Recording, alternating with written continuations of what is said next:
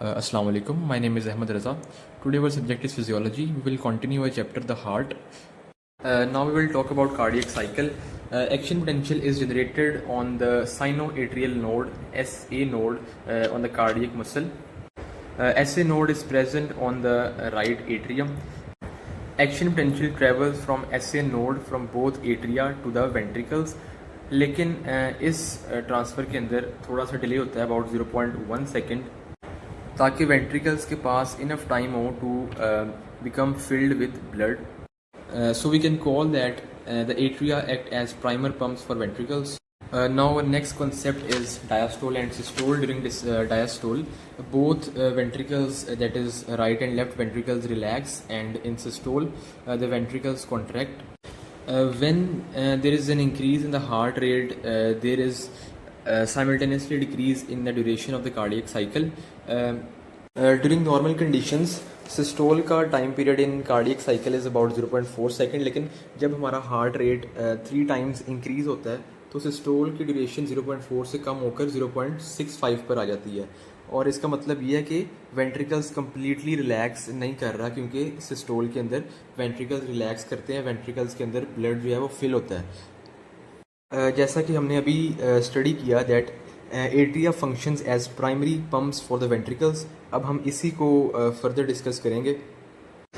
इस टॉपिक में हमें ये बताया जा रहा है कि 80% ऑफ द ब्लड एट्रिया से वेंट्रिकल्स में without contraction of atria enter कर जाता है, और जो रिमेनिंग 20% है वो डिपेंडेंट होता है एट्रिया की कॉन्ट्रैक्शन पर. तो हम ये कह सकते हैं कि atria function as primer pump by increasing the effectiveness of ventricular contraction by 20%. Means कि जो एक्स्ट्रा 20% ब्लड है वो एट्रिया कॉन्ट्रैक्ट करता है वेंट्रिकल की तरफ, और वेंट्रिकल की जो कॉन्ट्रैक्शन एबिलिटी है वो 20% इंक्रीज कर देता है. लेकिन अगर ये एक्स्ट्रा 20% जो ब्लड है वो एट्रिया कॉन्ट्रैक्ट ना भी करे, तब भी हमारा हार्ट नॉर्मल जो है वो फंक्शन कर सकता है. लेकिन in case of atrial failure to pump 20% blood in the ventricles, the condition is fatal when a person do exercise. Now we will discuss about function of ventricles as pumps. As we clearly know that in diastole ventricles relax, while in systole ventricles contract. Diastole is quite simple, that ventricles relax and ventricles are filled with blood. But in case of systole there are 3 further cases. The first one is period of isovolemic means isometric contraction. इस period के दौरान जो ventricles हैं वो अपने अंदर pressure generate करते हैं, अपने अंदर फोर्स जनरेट करते हैं, लेकिन एम्पटिंग ऑफ वेंट्रिकल्स नहीं होती. मींस कि ब्लड जो है वो फर्दर आगे मींस टू पल्मोनरी ट्रंक पास नहीं होता, लेकिन सिर्फ और सिर्फ वेंट्रिकल्स के अंदर प्रेशर जनरेट होता है. And in period of ejection ventricles contract properly. Means के वेंट्रिकल्स का जो ब्लड है वो फर्दर पास ऑन हो जाता है to the pulmonary trunk. And in the last case, period of isovolemic isometric relaxation. In this period the ventricles relax and the further new cycle, नया cardiac cycle जो है वो generate होता है. Now we will discuss about terms related to cardiac. The first one is end diastolic volume.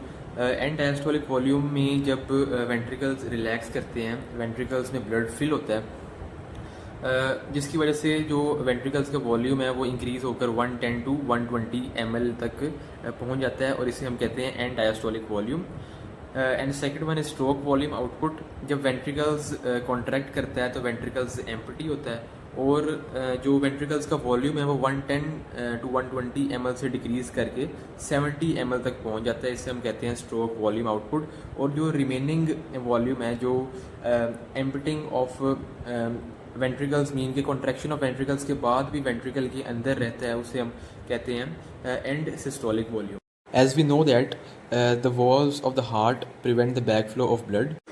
In the right side of the heart, the tricuspid valve, which is present between atria and ventricles, prevent the backflow of blood from ventricles into the atria. And on the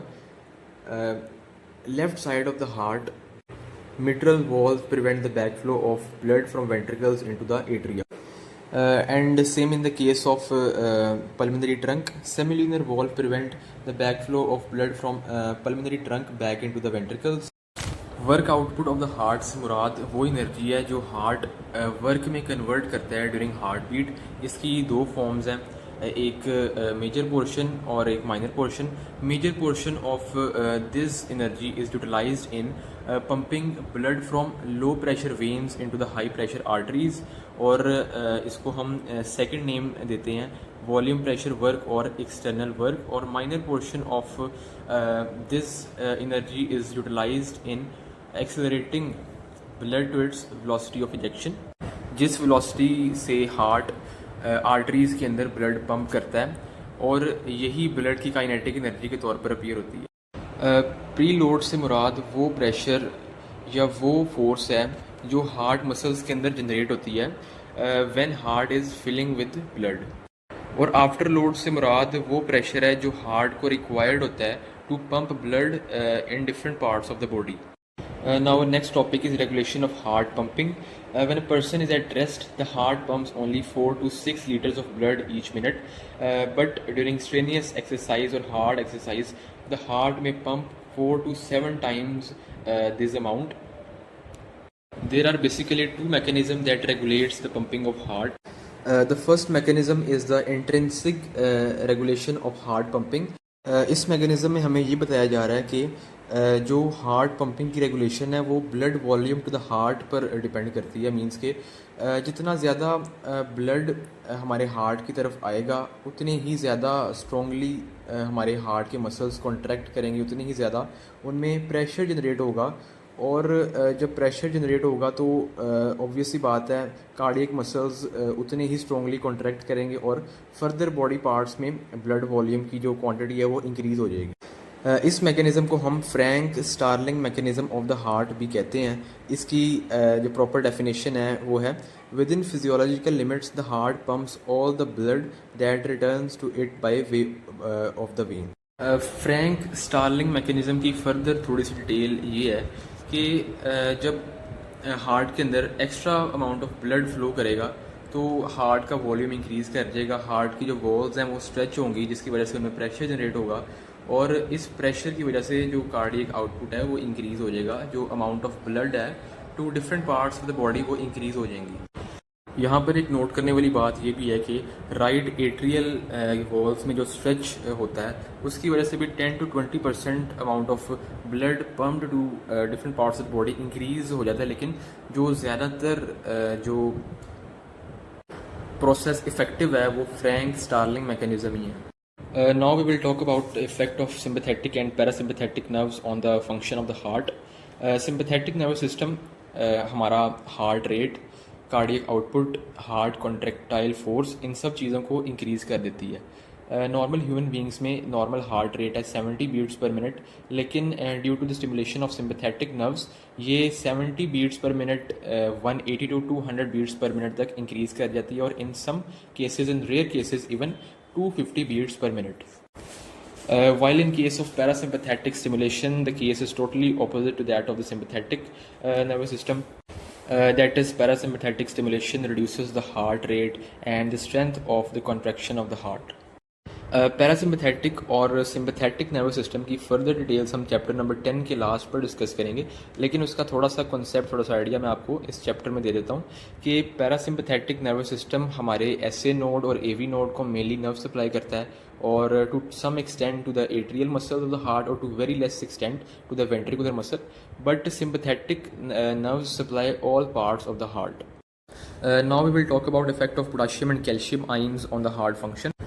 normally हम जानते हैं कि potassium की concentration cell के अंदर ज़्यादा होती है और सोडियम की कंसनट्रेशन सेल के बाहर ज़्यादा होती है, लेकिन अगर पोटाशियम की कंसनट्रेशन सेल के बाहर in extracellular fluid potassium की कंसनट्रेशन ज़्यादा होगी तो वो to maintain concentration gradient potassium ion cell के अंदर मूव करेंगे, और पोटाशियम आयन जब सेल के अंदर मूव करेंगे because potassium ion is a positively charge ion, तो सेल का जो इनसाइड पोटेंशियल है वो लेस नेगेटिव हो जाएगा, मीन्स कि वो पॉजिटिव की तरफ जाएगा, और जिसकी वजह से जो मेम्ब्रेन है वो स्लाइटली पार्शियली डीपोलराइज स्टेट में रहना शुरू हो जाएगी, due to which heart become dilated and flaccid and also shows slows the heart rate. Calcium का हार्ट पर इफेक्ट सिंपल है। अगर कैल्शियम आयंस की कंसनट्रेशन इंक्रीज़ करेगी तो contraction of the heart strong होगी। अगर कैल्शियम आयंस की कंसनट्रेशन डिक्रीज़ होगी तो हार्ट की कॉन्ट्रैक्शन वीक होगी। टेम्परेचर का भी हमारे हार्ट फंक्शंस पर इफेक्ट होता है। अगर हमारी बॉडी का टेम्परेचर इंक्रीज़ करेगा as in case of fever, हमारा हार्ट रेट ग्रेटली इंक्रीज़ हो जाएगा, लेकिन in case of decrease body temperature और हार्ट रेट ऑल्सो डिक्रीजेज।